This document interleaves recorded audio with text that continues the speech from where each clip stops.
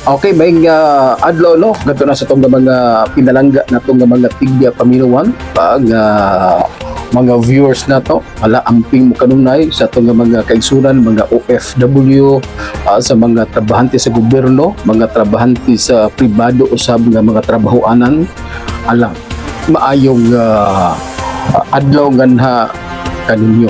Alam may nga pagparisikay sa atong mga kaigsunan, mga suki na itong mga tigya paminuan.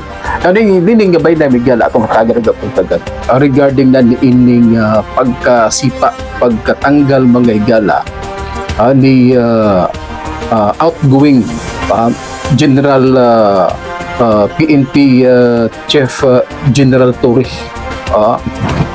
outgoing mga kaigsunan regarding na ining iyang pagkatanggal marabag para kanako may gala marabag sakit kayo gumikan kay pipila lang kabulan mga igala sa dihang gitudlo siya ni President Bongbong Marcos isip PNP Chief diri na sa atong nasod, sa atong mga kapulisan.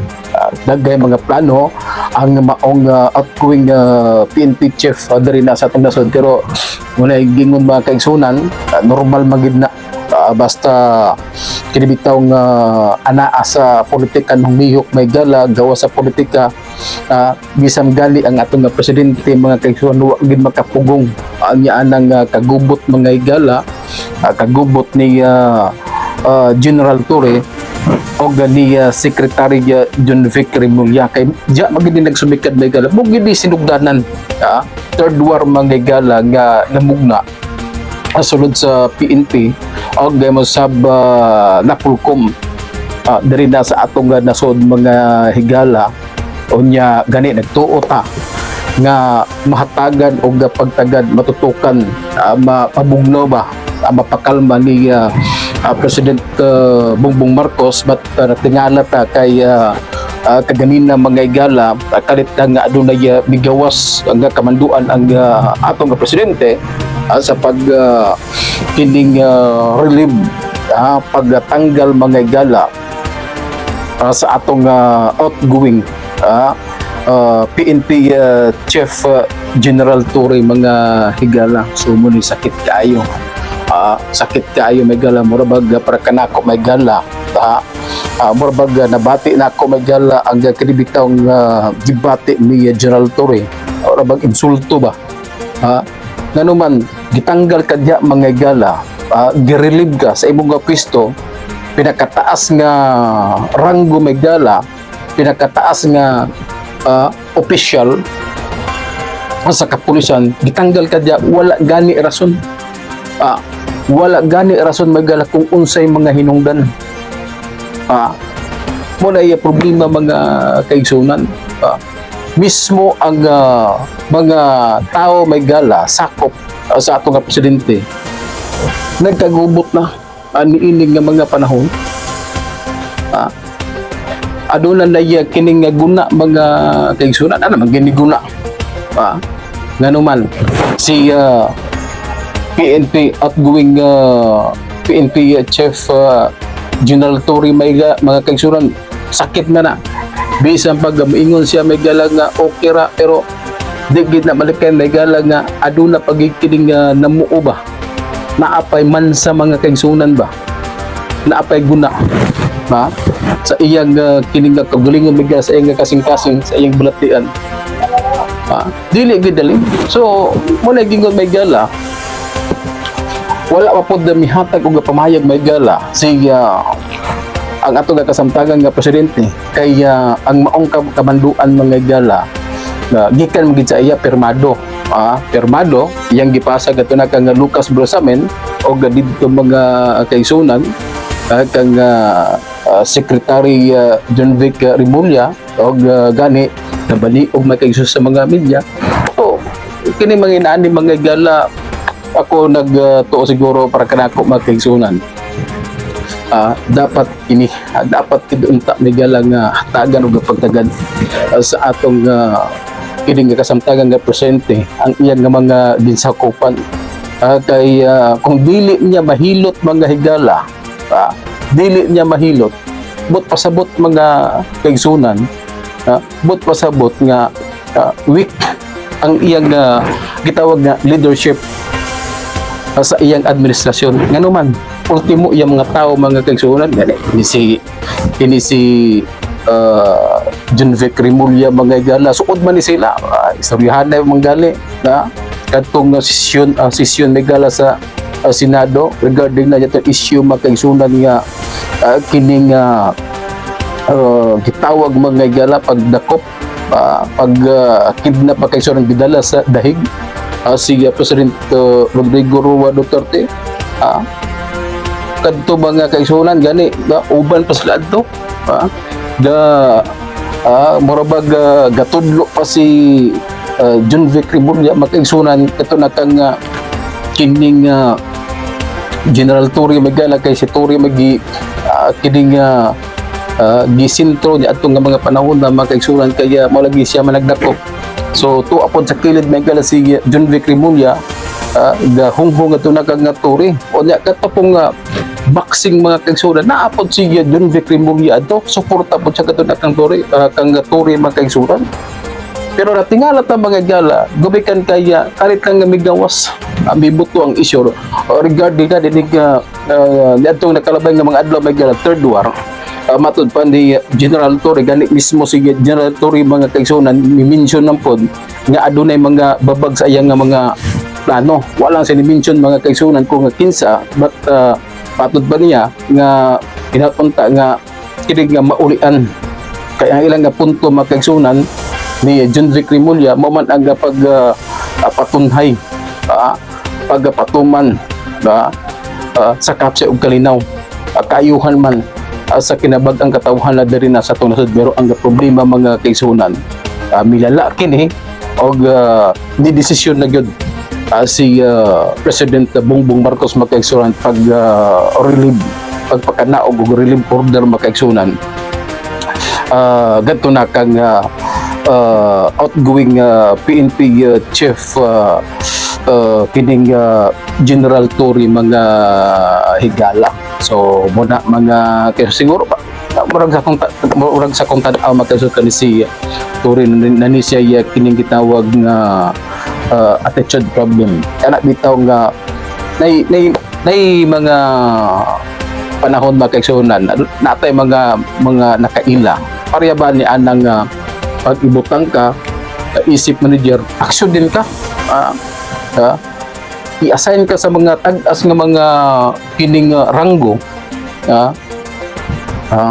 normal man na magid na mga kaigsunan pag ma-assign pananglitan himong manager didto makaigsunan imo dang impusar iimpusar dayon ang imong nga gusto mo nang di malikayan aduna kay mabanggaan maligsan so ingon ani ang naitabo ang tunakang kining gitawag nga General Torre mga higala pero para sa ako pod mas maaygan si Torre mga kaigsunan kaya medyo nagamit pod niya may gala ang iyang kaantik sarang ka nga si Kibuloy kinsa man tay maka kinibitaw nga kinsa man magdahom mga kaigsunan kinsa may magdahom nga si Kibuloy iyang napapriso kunya si former President Rodrigo Roa Duterte makaigsunan kursunada man siya dakop so ungit siguro na iyang kinaiya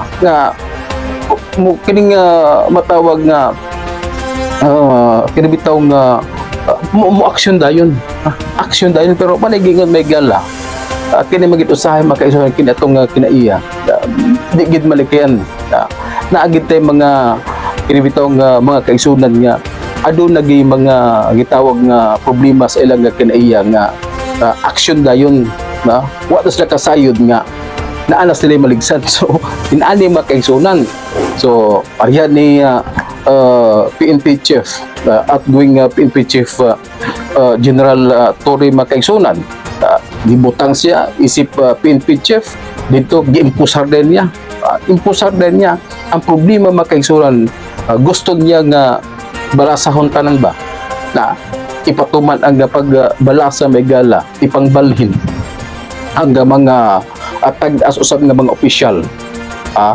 sa ato nga mga kapulisan mga higala. Ang problema karon kay naamay ni palag.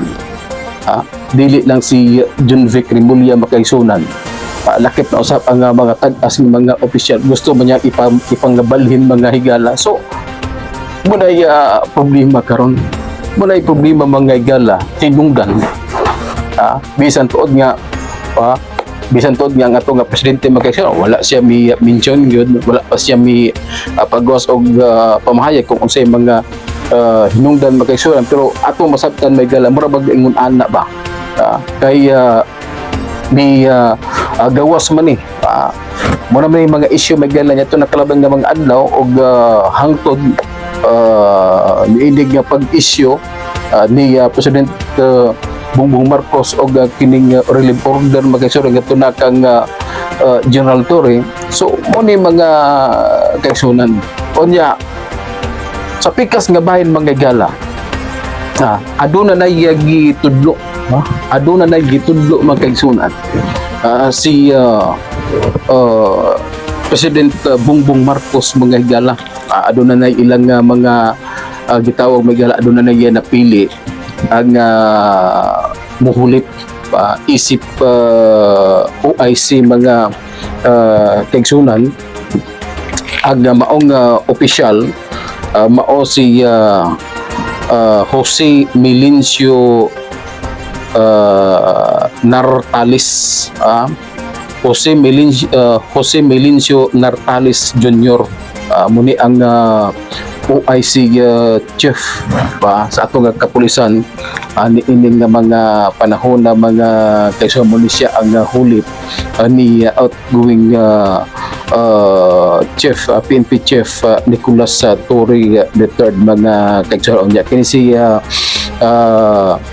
General Jose Melincio Nartales Jr. mga kaigsunan na-assign po ni siya gani naan ni siya sa kagahapong adlaw may gala naadaw siya sa hiling Iligan City kay gari man ni siya sa Mindanao na-assign niya pagin siya bagdaho may gala nga matawagan siya pagtawag may gala so gi-congratulate siya siguro maipod ni siya og kining gitawag nga record mga kaigsunan kung ba po din mga higala atong gapaminawon ang kining press conference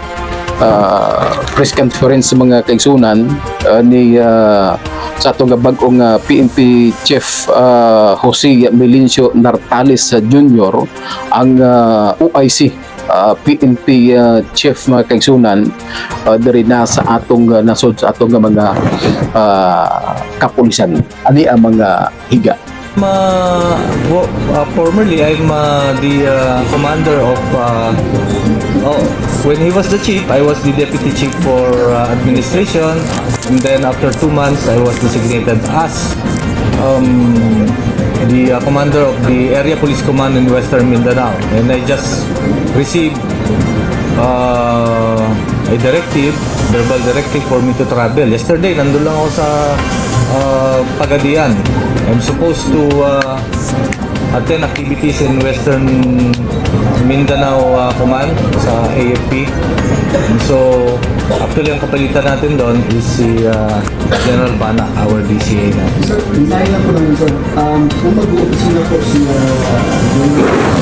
Office of Chief PNP, saan po lang po? Di sa office ng Chief of the PNP. Hi, he will be reporting to the office of the chief. Yes. Well,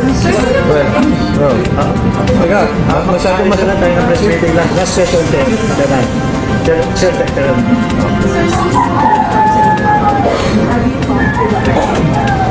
About your appointment. I was called upon by our SILGS. Around what time? 2 p.m. 2:30. Kinausap niyo sa officer, anong binigay mo na guidance? Well, the guidance is this is for the victory, no? Victory ito or for the designation. Wala na yung mga party, wala na yung mga victory party and so on and so forth. We will continue to work as it is, yung normal lang, no? Okay? Schedule time for briefing na maayos. Okay, so moto makaigsunan na ang kining sa ka press conference kung diin amo kato ang mga tubag usab sa atong bag-ong PNP chief Jose Melincio Nartales Jr. Muni ang atong OIC PNP chief diri na sa atong nasod. Minaod lamang kita mga igala nga ang iya pong mga abilidad, yang mga experience sa iyang kadugayon nga pagserbisyo kay swito po ni siya mga kaigsunan sa area sa may Mindanao. Naot ta nga kinibitong mas mapalakdan jud ang investigasyon, pag-imbestiga sa mga panghitabo, ilabi na ang illegal drugs mga kaigsunan mo gini onya kadtong 5 minutes call mga kaigsunan ko adunay mga krimen. Una naman tong gitawag may gala, una naman tong gibutyag katong gipankamutan ni outgoing PNP chief General Torre ang 5 minutes call. So napunta nga mas mapalapdan may nga kaigsunan magkahiusan atong mga kapusan kay kato story mga gala. Although matawag nato nga naasya sa administrasyon, matawag na to nga galamay siya sa atong presidente, pero di man gid kalimod mga gala nga katong pagdakop dito niya agato na kang kanhi President Rodrigo Roa Duterte naagi mga opisyal sa kapulisan bisan sa kasundaluhan may gala ang medyo di palagid hilom-hilom lang may gala. So di kalimod makaigsunan gani itong mga eleksyon may gala mayorya man gyud sa grupo ni former President Rodrigo Roa Duterte may gala midaog man makaigsunan daghan may nibuto may gala ang mga trabahante sa gobyerno mga kapulisan kasundaluhan mga kaigsunan daghan man ang gami suporta gani katong galamay mga kaigsunan katong pinakasuod kinibitaw nga kanang kamay ni President Bongbong Marcos si Binhor Abalos apildi manggali may gala ika-15 mga kaigsunan wa gid madala og kwarta ba pinataga tama sa ginhawa mga kaigsunan so muna mga igala. So, di gid kalimod nga daghan yun ang mga matawag nga mitaas ang kilay nga mga tag-as nga opisyal sa kapulisan ang kadyan nagitudlo ni President Bongbong Marcos si General Torre mga higala. So, muna kining tawag nato mga kaigsunan mga panghitabo karong adlaw medyo nasalipdan na kaigsunan nasa pawa ng isyu sa flood control kay nakatutok kan ining pag tanggal kang General Torre mga kaigsunan nakatutok yun. Pero lahi nang tong grabe mo tong isyu mga gala grabe nga isyu meron kang 500 kapin bilyones pesos mga gala kantidad sa mga flood control project. Grabe. Daghan ang matod palagi ni standby mo ni anak mga gala kay muhimo ta og content agato na kang kining senador Marcolita mga gala kay matod pa niya anak pa lang siya sa pinakaunang ang pero ato siyang pag-imbisiga anak pa lang siya sa pinakaunang ang may gala pero naukay na gyud naukay daghan na managingon makaigsunan kung pasalamat lang ta kay si Marcolita may galambi daog kay kung wala pa mo daog makaigsunan wala gyud mo kinsa may mo imbestiga niini kinsa may mo imbestiga niini nga flood control nga sa wala pang eleksyon may gala si Marcolita magit ang kining eager ka iba gusto gid nga imbestigahan. So tuman mga kaigsunan na okay karon nahibaw-an nato kung kinsa ang mga opisyal nga nakasapi sa mga flood control. Salamat sa itong mga kaigsunan. I-share lang ninyo unya ang atong kining video mga kaigsunan. I-share ninyo, subscribe sa itong mga kaigsunan. Comment lang mo. Salamat nga na kanyo. Dari lang mga kaigsunan sa Nico Casal TV. Alamay nga adlaw nga na kaninyo ayo-ayo amping mo kanunay. Og daghang salamat.